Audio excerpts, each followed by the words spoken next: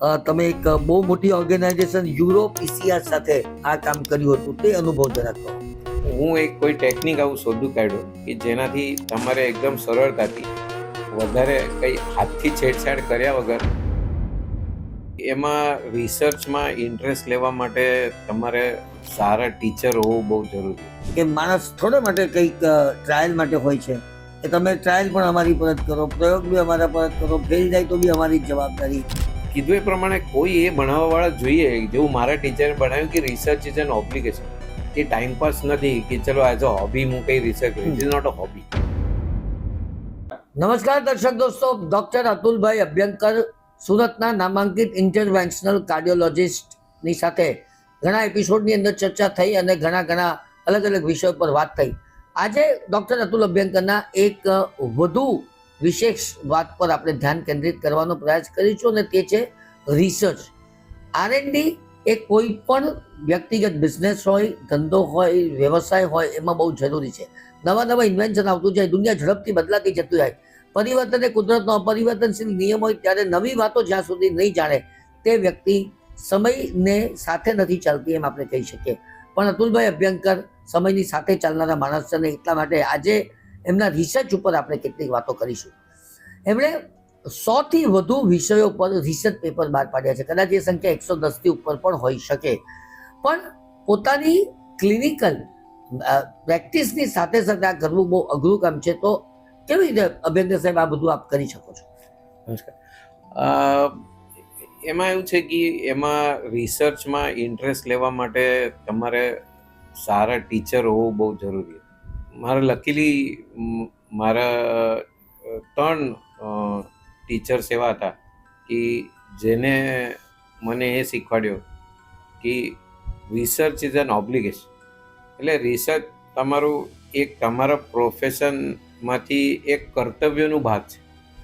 એટલે સમજો કે મારે શું જરૂર છે કરવાની, એ બીજા કોઈ કરશે. મોટાભાગના લોકો એવું જ માનતા હોય છે. એટલે પણ તમે વિચાર કરો, આજે જ અમે જે વસ્તુને તમે સ્ટેન્ડર્ડ ટ્રીટમેન્ટ માનો કે આજે આ બીમારી છે અને આ સ્ટેન્ડર્ડ ટ્રીટમેન્ટ છે, એમાં મારે હું વિચાર કરવાનો, એ તો સ્ટેન્ડર્ડ ટ્રીટમેન્ટ છે. આ સ્ટેન્ડર્ડ ટ્રીટમેન્ટ બનવા માટે બીજા કોઈએ કોઈ રિસર્ચ કર્યો અને એને કઈ નવી વસ્તુ શોધી કાઢી એટલે આજે સ્ટેન્ડર્ડ બની. કરેક્ટ. તો કોઈ બધા જ લોકો એવો વિચાર કરે કે હું તો જે ઓલરેડી લખેલું હશે સ્ટેન્ડર્ડ ગાઈડલાઈનમાં તેટલો ફોલો કરું, તો પછી નવી વસ્તુ આવશે કે?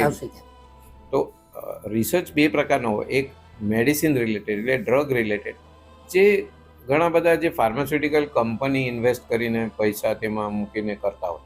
પણ ક્લિનિકલ રિસર્ચ એટલે નવી કોઈ ટેકનિકલ પદ્ધત શોધી કાઢવી કે તમારા પાસે કઈ આઈડિયા હોય તો તે દુનિયાના સામે રાખીને તેના ઉપર ઓપિનિયન લેવા. આ જે રિસર્ચ છે એ તો કોઈ પણ કરી શકે, કારણ કે ફાર્મા કંપનીવાળો જે રિસર્ચ છે, જે ઇન્ટરનેશનલ રિસર્ચ છે, તે તો અમુક જગ્યા થાય કદાચ. પણ તમારે ડે ટુ ડે પ્રેક્ટિસમાં ઘણી બધી વસ્તુ તમને નજર આવતી હોય, પણ તમે તેની અથવા તો ન લેતા હોય અથવા તમે તેનો મહત્વ ન સમજતા હોય કે એ દુનિયાની સામે રાખવાથી કેટલો ફાયદો થશે એ ન જાણતા. તો મારા 3 ટીચરમાંથી એક હતા ડૉક્ટર રામમૂર્તિ, જે મુંબઈના સૌથી બેસ્ટ બોમ્બે હોસ્પિટલના ક્લિનિશિયન હતા, કે જે બધું રિસર્ચમાં નવા એમાં માનતા. અને બીજો સૌથી મોટો ભાગ ડૉક્ટર મનસુખ ગાંધી, MJ ગાંધી, જે અમારા સાયન હોસ્પિટલના હેડ ઓફ ડિપાર્ટમેન્ટ હતા. હી વોઝ અ વિઝનરી અને એ રિસર્ચ ઓરિએન્ટેડ હતા. થોડુંક આમ એક એ આપીશ કે હું જ્યારે કાર્ડિયોલોજી ભણતો હતો ત્યારે અમે કોન્ફરન્સીસમાં બહુ બધા પેપર પ્રેઝન્ટ કરતા એઝ અ રજિસ્ટર રેસિડેન્ટ હતો. તો ત્યારે અમે એકવાર હું ને મારા કલીગ ગયા કે અમે આ વખતે 5 પેપર પ્રેઝન્ટ કરવાના છે કોન્ફરન્સમાં. અમારા 5 પેપર સિલેક્ટ થઈ ગયા છે. તો તેને કીધું કે હા, બહુ સારી વાત છે, તો ડિપાર્ટમેન્ટ તરફથી તમારે જે કંઈ બાકી હું બધું કરી આપીશ. પણ એ કે મને કહો કે આમાંથી તદ્દન ઓરિજિનલ વસ્તુ કઈ છે? એ કે તમે જે કંઈ કર્યું છે એ કોઈ જગ્યાથી કોઈ આઈડિયા વાંચીને તમે એને અહીંયા કાઇન્ડ ઓફ ડુપ્લિકેશન કર્યો છે, ખાલી કહેવા માટે કે આ તો ઇન્ડિયન પેશન્ટમાં અમે કર્યું, પણ આઈડિયા ઓરિજિનલ તમારી નથી. એ કે જે દિવસે તમે કોઈ ઓરિજિનલ આઈડિયા કાઢીને કંઈક કરશો તે દિવસે મને આવીને મળશે. વાહ વાહ. તો આ જે વાત હતી એ એ મને ઓલવેઝ એ થયું કે ઓરિજિનાલિટી જે છે, અને હું જ્યારે ઓસ્ટ્રેલિયામાં હતો ત્યારે મને એ થયું કે તમારે રિસર્ચ મેથોડિકલી કંઈ કરવું. મારા પાસે ઈચ્છા હોય, પણ ખાલી ઈચ્છા હોય તેનોથી કામ નહીં થાય. એટલે રિસર્ચ કરવું તો મેથોડિકલી કઈ રીતે કરવું અને કઈ રીતે તેને પ્રેઝન્ટ કરવું. આ હું જ્યારે ઓસ્ટ્રેલિયામાં હતો ત્યાં રોયલ પ્રિન્સ આલ્ફ્રેડ હોસ્પિટલમાં, ત્યાંથી મને શીખવા મળ્યું. રાઈટ મિત્રો, બહુ જ સરસ વાત કરી ડૉક્ટર અભ્યંકર સાહેબે. તમે લગભગ 110થી વધારે પબ્લિકેશન્સ કર્યા છે. એકાદ કોઈ પબ્લિકેશનનું નામ અથવા તો એની અંદર શું એ વિષય હતો તે બી થોડીક વાત કરો, અને how it has impacted to the society at large. એ તો હવે ઘણા બધા અલગ અલગ વિષય પર છે. ખાલી બે એવું કરીશ કે હું જ્યારે બહુ યંગ હતો, જ્યારે હું સિડનીમાં એઝ અ ફેલો કામ કરતો હતો, તો તે વખતે સ્ટેન્ટ એકદમ નવા હતા, અને ત્યારે પહેલી વાર સ્ટેન્ટ એટલે ખુલ્લા સ્ટેન્ટ આવતા, અને તે આટલી નાની વસ્તુ હાથમાં પકડીને બલૂન પર ચઢાવવાની એ બહુ ડિફિકલ્ટ વસ્તુ. તો તેમાં હું એક કોઈ ટેકનિક આવું શોધું કાઢ્યું કે જેનાથી તમારે એકદમ સરળતાથી વધારે કંઈ હાથથી છેડછાડ કર્યા વગર એ બલૂન પર કઈ રીતે માઉન્ટ કરી શકે. અને એ હું એક જે અમારો સૌથી મોટો જર્નલ છે કેથ કાર્ડિયોવાસ્ક્યુલર ઇન્ટરવેન્શન, તેમાં મોકલાયું. તેના એડિટરનું મને જવાબ આપ્યું કે આ તમે, હું એક as a letter to editor મોકલાવ્યું. લેટર ટુ એડિટર એટલે આપણે કંઈ નાની વસ્તુ કરતા હોય તો આપણે લેટર ટુ એડિટર કરીને મોકલું. તો તેને મેં કહ્યું કે આ આટલી સારી અને મહત્વની વસ્તુ છે કે આ લેટર ટુ એડિટરમાં અમે નહીં છાપવા માંગતા, આ પર્લ્સ ઇન કાર્ડિયોલોજી આ સેક્શનમાં, એટલે કંઈ રિયલ વેલ્યુએબલ નવો કંઈ છે એ સેક્શનમાં છાપવા માંગીએ છીએ. એટલે તમે થોડું એક્સપાન્ડ કરીને સારા ડાયાગ્રામ મૂકીને પાછળ મોકલાવો, હું તે પર્લ્સ તરીકે છાપીશ. સો આઈ થિંક સામેથી એડિટર તેને અપગ્રેડ કરીને આપ્યું, એ મારા હિસાબે એ મારા માટે એક બહુ મોટી વસ્તુ હતી કે જ્યારે આઈ વોઝ વેરી યંગ. અને બીજો એ છે કે આજે તમે એક નંબર ઓફ આર્ટિકલ્સ ગણીએ તો સ્ટેન્ટના હીલિંગ જે હોય તે અમે ઓસીટી કરીને ટેકનિકથી જે સ્ટડી કરીએ તેના ઉપર પ્રોબેબલી દુનિયામાં સૌથી મોટા કેસીસનું રિસર્ચ અને જે પબ્લિકેશન્સ છે એ કદાચ one of the highest in the world હશે. વાહ ડૉક્ટર એ વિશે રાઈટ. ડૉક્ટર સાહેબ, આપણે વાત કરીએ છીએ ડૉક્ટર અતુલભાઈ અભ્યંકર સાથે મિત્રો, અને ઇન્ટરવેન્શનલ કાર્ડિયોલોજીસ્ટ તરીકે સુરતની અંદર કેટલાય વર્ષોથી તેઓ કાર્યરત છે. મહાવીર હોસ્પિટલ સાથે તેઓ વધારે કાર્યરત છે, અને તેમની પાસે પ્રગાઢ જ્ઞાનનો અનુભવ છે, અને એ અનુભવનો નિચોડ આપણી સાથે શેર કરી રહ્યા છે. સાહેબ, તમે એક શબ્દ બોલ્યા અને તે જર્નલ્સ, તો તમે એક બહુ મોટા જર્નલ્સની સાથે પણ કનેક્ટેડ છો, તો એ કેવી રીતે તમે ઇવેલ્યુએટ કરો છો ગ્રાઉન્ડ બ્રેકિંગ રિસર્ચની સાથે, એ પણ તમે મને વાત કરો. એ પણ બહુ ઇન્ટરેસ્ટિંગ સ્ટોરી એવી છે કે હું સિડનીમાં હતો ત્યારે મારા 2-3 પબ્લિકેશન, જે હું જર્નલ કીધું કેથ કાર્ડિયોવાસ્ક્યુલર ઇન્ટરવેન્શન કરીને જર્નલમાં, તો જનરલી તમે ઘણા બધા આર્ટિકલ્સ પબ્લિશ કરતા હોય તો તમને એઝ અ રિવ્યુઅર એડિટર એપ્રોચ કરે. તો ત્યારે ફ્રેન્ક હિલ્ડનર કરીને હતું, બહુ સિનિયર, બહુ રિસ્પેક્ટેડ વર્લ્ડ ઓવર એવું વ્યક્તિ એડિટર હતું. તેને મને હાથથી લખીને એક લેટર મોકલાવ્યો કે તમારો રિવ્યૂ જે એટલે તેને મને પહેલાં તો એઝ અ રિવ્યુઅર અપોઇન્ટ કર્યો, અને હું જે રિવ્યૂ લખ્યો તેમાં તેને હાથથી લેટર લખીને મોકલાવ્યું કે તમારું આ રિવ્યૂ બહુ સારા ક્વોલિટીનું છે અને તે બહુ ઇન ડેપ્થ રિવ્યૂ છે. અમેરિકામાં કેવું છે કે બધું ફોર્મલ હોય, એટલે તમને ઓટોમેટિક લેટર તો આવી જાય કે thank you for your effort, આ તે. કોઈ હાથથી તમને કોઈ લેટર લખે ને વેસ્ટર્ન વર્લ્ડમાં, તો એ બહુ મોટી વાત કહેવાય. એ હેન્ડ રિટન લેટર લખ્યો કે, એટલે નોર્મલ ફોર્મલ લેટર હતો, ટાઈપ એટલે પ્રિન્ટેડ લેટર હતો, તેના નીચે તેને હાથથી લેટર લખેલો. ગુજરાતી ભાષામાં એને આપણે દુર્લભ અથવા અલભ્ય કહીએ છીએ. એટલે આ એક તમારો અનુભવ તમે શેર કરો. એટલે એના પછી હું મલ્ટિપલ જર્નલ્સના રિવ્યુઅર બન્યો.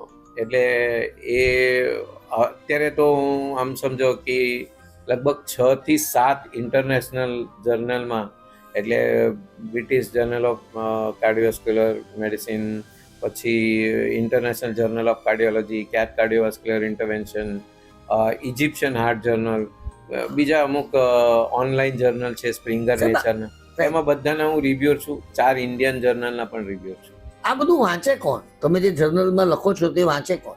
આ તો હું રિવ્યુઅરની વાત કરું છું. એટલે આ જે જર્નલ છે એ અલગ અલગ જગ્યા જે લોગો રિસર્ચ મોકલાવે, જે પ્રેઝન્ટ કરે, એના ઉપર એ મોકલાયેલા રિસર્ચ રિવ્યુ કરે ટુ ડિસાઇડ કે આ પબ્લિશ કરવા જેવું છે કે નથી. અને કદાચ તેમાં કોઈ પણ પ્રકારની ખામીઓ હોય તો અમે સજેસ્ટ કરીએ કે એમાં શું ઇમ્પ્રૂવ કરવું જોઈએ કે જેનાથી આ પબ્લિશેબલ થઈ જાય. તો એ રિવ્યુઅરનું કામ હોય. એટલે નવા કોઈ પણ પ્રેઝન્ટ કરેલું જે રિસર્ચ છે એ કેટલો વર્થ છે લોકોના પાસે જવા માટે એ કરે. એટલે આ એ છે જે સારા જર્નલ છે ઓબ્વિયસલી આખી કાર્ડિયોલોજી કમ્યુનિટીમાં જતું હોય અને બધા લોકો તેને વાંચતા હોય. અંબેડકર સાહેબ, બીજી એક વાત જાણવી છે. તમે ઇન્ટરનેશનલ પ્લેટફોર્મ પર બી તમારા રિસર્ચ પ્રેઝન્ટ કરો છો. એકાદ અનુભવ, ખાસ કરીને તમે એક બહુ મોટી ઓર્ગેનાઇઝેશન યુરોપ પીસીઆર સાથે આ કામ કર્યું હતું, તે અનુભવ જરા કહો. એટલે હું અમારા જે બે મેઇન કોન્ફરન્સ છે, ટ્રાન્સ કેથેટર થેરાપ્યુટિક્સ અને યુરો પીસીઆર, જે અમારી સૌથી મોટી એન્જિયોપ્લાસ્ટીની બે કોન્ફરન્સ દુનિયામાં કહેવાય, તે બંને કોન્ફરન્સમાં હું એઝ અ ફેકલ્ટી રહી ચૂકેલો છું. અને આ યુરો પીસીઆરમાં પણ કીધું એ પ્રમાણે મારો જે આ ઓસીટી વાળો રિસર્ચ હતો જે સ્ટેન્ટના હિલિંગ પર, એ મારા પાસે જેટલા ડેટા છે તેટલા ડેટા કદાચ હાર્ડલી કોઈના પાસે છે. તો મને તે વિષય પર પ્રેઝન્ટ કરવાનો મોકો મળેલો અને it was very well appreciated in a quite a full hall. અને ઘણા બધા લોકો મારા સ્લાઇડ્સના ફોટા પાડી લેતા હતા. તો that was a very proud moment. Doctor સાહેબ, એક બીજું મલ્ટીનેશનલ ક્લિનિક ટ્રાયલ્સ, એ કઈ રીતે ઇન્ડિયન કાર્ડિયાકને ઇન્ફ્લુઅન્સ કરે છે, ઇન્ડિયન કાર્ડિયાક પ્રેક્ટિસને? એટલે જે કાર્ડિયાક પ્રેક્ટિસ કરતા કેવું છે કે અત્યારે જનરલી એક એવું ઓબ્જેક્શન હતું ઇન્ડિયન ડ્રગ કંટ્રોલરનું પણ એઝ અ ડોક્ટર્સનું પણ, એ બધા જે રિસર્ચ થાય ને ડ્રગના એ બધા વેસ્ટર્ન વર્લ્ડમાં થાય. અને પછી એક પ્રશ્ન ઊભો રહે કે ઇન્ડિયન પેશન્ટ્સમાં આ દવા સેમ જ રીતે કામ કરશે, આ ડોઝમાં કામ કરશે, તેના બીજા કોઈ સાઈડ ઇફેક્ટ અલગ પ્રકારના ઇન્ડિયન પેશન્ટમાં થશે? તો આના કારણે હવે કેવું થાય છે કે ઇન્ડિયામાં પણ ઘણા બધા સેન્ટરોમાં કંપનીઓ રિસર્ચ કરવા માટે, એટલે આખા વર્લ્ડમાં સપોઝ 40થી 50 સેન્ટર હોય, એમાંથી 7-8-10 ઇન્ડિયામાં પણ. એટલે we are one of the leading centres in India કે જ્યાં અમે ઘણા બધા, એટલે આમ સમજો આજે કાર્ડિયોલોજીમાં જેટલા નવા મોલેક્યુલ છેલ્લા 5 વર્ષમાં આવ્યા છે તેમાંથી લગભગ 70% મોલેક્યુલ પર રિસર્ચમાં અમે સહભાગ છે અમારો. અને એ પણ એક એ છે કે એક આપણે એક એવું ફીલ હોય કે સુરત આ તો સેકન્ડ ટાયર સિટી છે, પણ છતાંય આટલી મહત્વની બધી ટ્રાયલોમાં અમને સિલેક્ટ કરવામાં આવેલું છે. એટલે આ અમારા માટે એક રિયલી એક પ્રાઇડ છે. રાઈટ. ડૉક્ટર અતુલ અભ્યંકરની સાથે વાત કર્યા છે દર્શક મિત્રો, અને સુરતના બહુ જાણીતા ઇન્ટરનેશનલ કાર્ડિયોલોજીસ્ટ છે. ડૉક્ટર સાહેબ, કાર્યક્રમમાં આગળ વધીએ અને એથિકલ રિસ્પોન્સિબિલિટીની વાત કરીએ તો પ્રિન્સિપલ ઇન્વેસ્ટિગેટર તરીકે તમારી એથિકલ રિસ્પોન્સિબિલિટી શું છે, અને પ્રિન્સિપલ ઇન્વેસ્ટિગેટર એટલે શું એ પણ જરા સમજાવો. એટલે પ્રિન્સિપલ ઇન્વેસ્ટિગેટર આ બે પ્રકારના હોય. એક આખી ટ્રાયલ જે ડિઝાઇન કરે અને કન્ડક્ટ કરે ઇન્ટરનેશનલ, પણ એક સાઇડ પ્રિન્સિપલ એટલે દરેક સેન્ટરમાં જ હોય જે પ્રિન્સિપલ ઇન્વેસ્ટિગેટર હોય. એટલે બેસિકલી બધું ડિસિઝન પેશન્ટ સિલેક્ટ કરવાથી લઈને પેશન્ટ સેફટી, બાકી બધું કંઈ પેશન્ટના કંઈ પણ રિપોર્ટમાં કંઈ ઇસ્યુ હોય, કંઈ પણ હોય, તો જે બધું ડિસિઝન મેકિંગ હોય અને સુપરવિઝન હોય એ પ્રિન્સિપલ ઇન્વેસ્ટિગેટરની હોય. બેસિક એમ કહીએ તો યુ આર ટોટલી રિસ્પોન્સિબલ. એટલે તમારી જિમ્મેદારી હોય પેશન્ટને, કોઈ પણ તમે જેને ટ્રાયલમાં પાર્ટિસિપેટ કરતા હોય તેને. એની અંદર પ્રિન્સિપલ ઇન્વેસ્ટિગેટરની રિસ્પોન્સિબિલિટી એ કરવા માટે તમારે પ્રોપર ટ્રેનિંગ હોવું જોઈએ, તમારે ડોક્યુમેન્ટેશન બહુ ઇમ્પોર્ટન્ટ હોય. એટલે દરેક વસ્તુનું રિસર્ચમાં એ બહુ મહત્ત્વની વાત છે કે દરેક વસ્તુની નોંધ હોવી જોઈએ. એવું રિસર્ચમાં એવું કહેવાય, if it is not documented it did not happen. એટલે તમારે જે કંઈ એ થતું હોય એ તમારે ડોક્યુમેન્ટ કરવું આ બહુ જરૂરી હોય છે. રાઈટ. અભ્યંકર સાહેબ, આપણી સાથે જેમ જેમ વાતો કરતા જઈએ તેમ તેમ ઘણા નવા મુદ્દાઓ મનમાં ઉપસ્થિત થતા જાય છે. એમાંનો એક મુદ્દો એવો છે કે કાર્ડિયોલોજીની અંદર તમે એક્સપ્લેન કરી શકો કે important of evidence base medicine એટલે શું? એટલે એમાં બે ટર્મિનોલોજી હતી. એક એમિનન્સ બેઝ મેડિસિન, એટલે પહેલા જમાનામાં એવું હતું કે કોઈ બહુ મોટા ફેમસ ડોક્ટર છે તો જે કે દેટ ઇઝ એમિનન્સ બેઝ, એટલે એને વ્યક્તિગત મત જે હશે તે બધા લોકો કે આટલા એક્સપિરિયન્સ છે તો તે બરાબર જ હશે એવું સમજે. અને બીજો એવિડન્સ બેઝ એટલે પ્રોપર જેને ટ્રાયલ થઈ હોય, પ્રોપર ક્રાઇટેરિયાથી તેનો અભ્યાસ થયો હોય, તો તે જે ગાઈડલાઇન્સ. હવે કેવું છે કે કોઈ પણ ટ્રાયલ આવે એના પછી પણ મલ્ટિપલ ટ્રાયલ્સના અભ્યાસ કરીને European society of cardiology, American college of cardiology, આ લોકો એક કમિટી બનાવીને તે બધા ટ્રાયલોનો અભ્યાસ કરીને કોઈ ગાઈડલાઇન્સ બનાવે. હવે એ ગાઈડલાઇન્સ જે છે એ ટોટલી ફેક્ટ્સ પર આધારિત, એ કોઈનો ઓપિનિયન પર આધારિત ના, એટલે એને એવિડન્સ બેઝ મેડિસિન કહેવાય. એ કોઈ 1, 2, 4 વ્યક્તિનું મત નથી, એ ટોટલ એવિડન્સને ધ્યાનમાં રાખીને બનાવેલી ગાઈડલાઇન, એને એવિડન્સ બેઝ મેડિસિન કહેવાય. અને બધાને એ જ પ્રેક્ટિસ કરવી જોઈએ. એ પણ છે કે medicine is still also N art as much as it is science. એટલે જે કંઈ થોડું ઘણું ટ્વીકિંગ જે કંઈ તમારે કરવું પડે જે ગાઈડલાઇન ને ટ્રીટમેન્ટમાં પણ, સો તે તમારા એક્સપિરિયન્સ અને કન્સર્ન ફોર પેશન્ટ એ ધ્યાનમાં રાખીને કરવું પડે, પણ મેજોરિટી ટાઈમ્સ તમારે ગાઈડલાઇન ફોલો કરવી. રાઈટ સાહેબ, એક ઘણી વખત ટ્રાયલ, ક્લિનિકલ ટ્રાયલ ખાસ કરીને એના બહુ મિસકન્સેપ્શન્સ હોય છે સમાજની અંદર. અને ઘણી વાર અમે માને કે આ માણસનું જીવન કે માણસ થોડા માટે કંઈક ટ્રાયલ માટે હોય છે કે તમે ટ્રાયલ પણ અમારી પર જ કરો, પ્રયોગ બી અમારા પર જ કરો, ફેલ જાય તો બી અમારી જ જવાબદારી. આ મિસકન્સેપ્શન વિશે આપ કંઈ કહી શકશો? એટલે એટલીસ્ટ જે અમે જે લેવલની ટ્રાયલમાં પાર્ટિસિપેટ કરીએ છીએ એ જનરલી ફેઝ 3, ફેઝ 4 કહેવાય. એનો મતલબ છે કે ઓલરેડી એ એનિમલ પર, બેસિક હ્યુમન ટ્રાયલ પર એ થઈ ચૂકેલો હોય, પછી અમારા પાસે આગળના સ્ટેપ પર આવે તો એનો ઓલરેડી કઈ જાતનું પુરાવો હોય. લોકોને એવું લાગે કે આ કઈ પ્રયોગ કરતા છે. આજના જમાનામાં કોઈ પણ જે મલ્ટી સેન્ટર ક્લિનિકલ ટ્રાયલ હોય એ કોઈ એક વ્યક્તિના આધાર પર કે એક વ્યક્તિના મત પર થતી નથી. એટલે એની અંદર ડ્રગ કંટ્રોલર ઓફ ઇન્ડિયા એ પહેલાં તો માન્યતા આપે, એ દવાને ટ્રાયલ માટે એપ્રૂવ કરેલું હોય. એના પછી લોકલ એથિક્સ કમિટી, એટલે ઇન્સ્ટિટ્યુશન હોસ્પિટલની એથિક્સ કમિટી તેને એપ્રૂવ કરે. અને પેશન્ટને ઘણી બધી વાર ઓડિયો વિઝ્યુઅલ કન્સેન્ટ કરીએ, એટલે પેશન્ટને જે સમજાવીએ તેનો આખો રેકોર્ડિંગ પણ કરીએ, કે એવું નહીં કે કંઈ નહીં સાઇન કરી દો ને તમે બધું થઈ જશે બરાબર, એવું એ વાત ના હોય.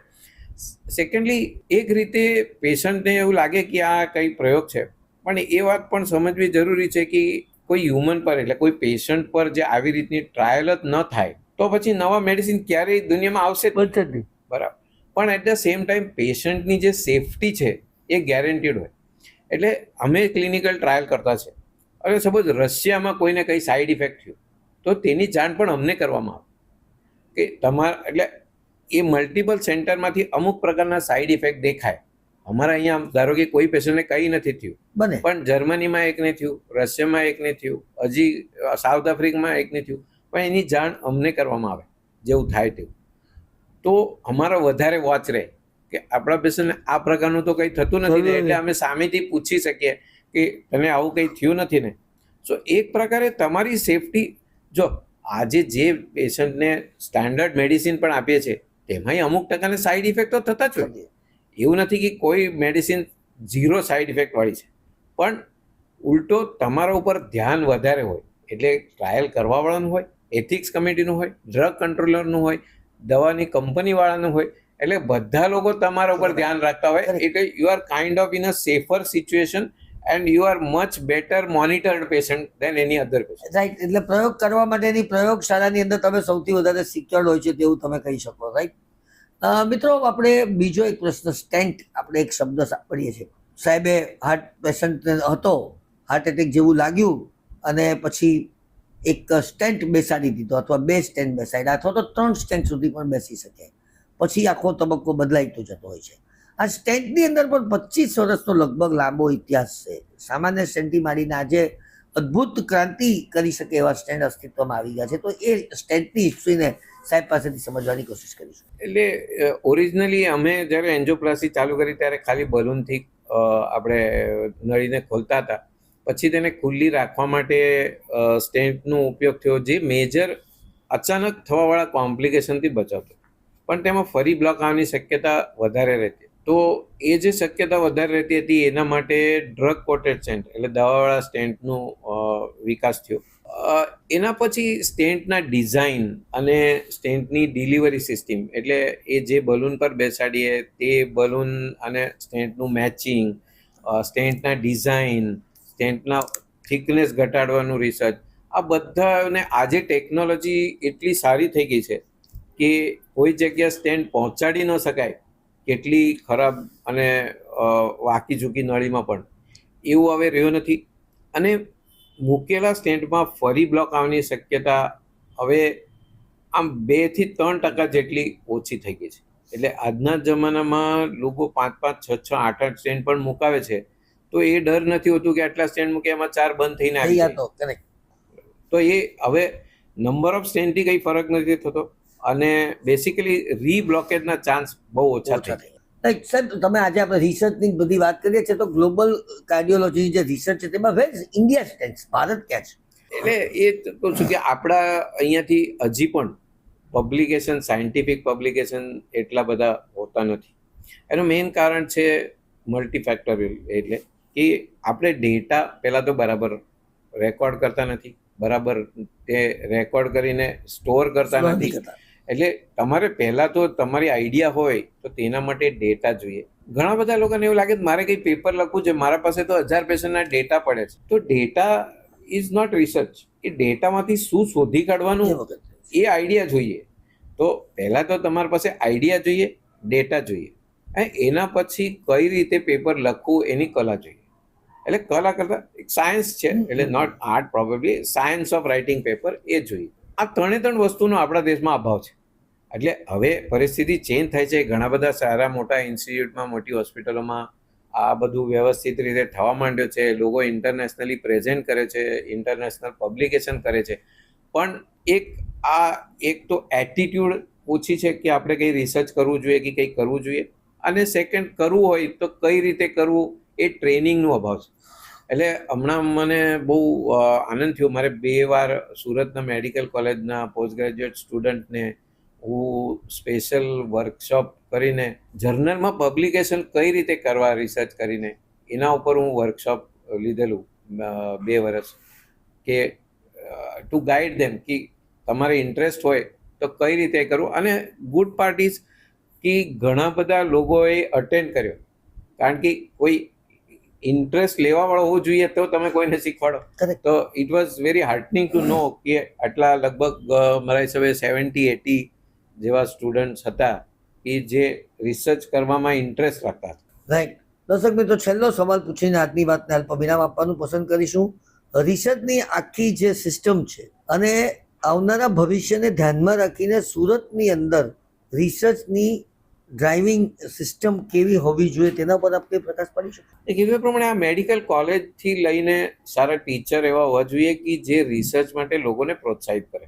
અને કીધું એ પ્રમાણે કોઈ એ ભણાવવાવાળા જોઈએ, જેવું મારા ટીચરે ભણાવ્યું કે રિસર્ચ ઇઝ એન ઓબ્લિગેશન. એ ટાઈમપાસ નથી કે ચલો એઝ અ હોબી હું કંઈ રિસર્ચ કરું. It is not a hobby, right?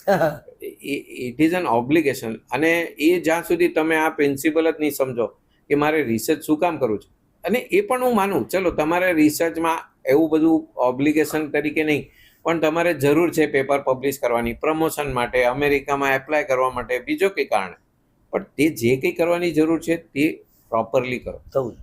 તો તે તમારો ઉદ્દેશ ગમે તે હોય, મેડિકલ કોલેજનો પ્રોફેસર હોય, આસિસ્ટન્ટ પ્રોફેસર હોય, એને મિનિમમ 2 પેપરના ક્રાઇટેરિયા હોય, ધારો કે પબ્લિશ કરવા જોઈએ તો જ પ્રમોશન મળે, એવું કંઈ જે કારણ ગમે તે હોય, પણ જે કરવાની જરૂર છે તે પ્રોપર મેથોડિકલી કરશો, ઓટોમેટિક રિસર્ચની પ્રવૃત્તિ વધશે. તો દર્શક દોસ્તો, ખૂબ આનંદની વાત છે કે ડૉક્ટર અતુલ અભ્યંકર જેવા ઇન્ટરનેશનલ વિખ્યાત આપણને હાર્ટના તબીબ મળ્યા છે સુરતની અંદર, અને સુરતના ઇન્ટરનેશનલ કાર્ડિયોલોજીસ્ટ તરીકે તેમણે જે પ્રગતિ કરી છે, પ્રગતિનો બિલકુલ ચિતાર, એનો ગ્રાફ આપણી સામે છે. અભ્યંકર સાહેબ, આપનો ખૂબ ખૂબ આભાર અને ભવિષ્ય માટે હાર્દિક શુભકામનાઓ. ધન્યવાદ. Thank you.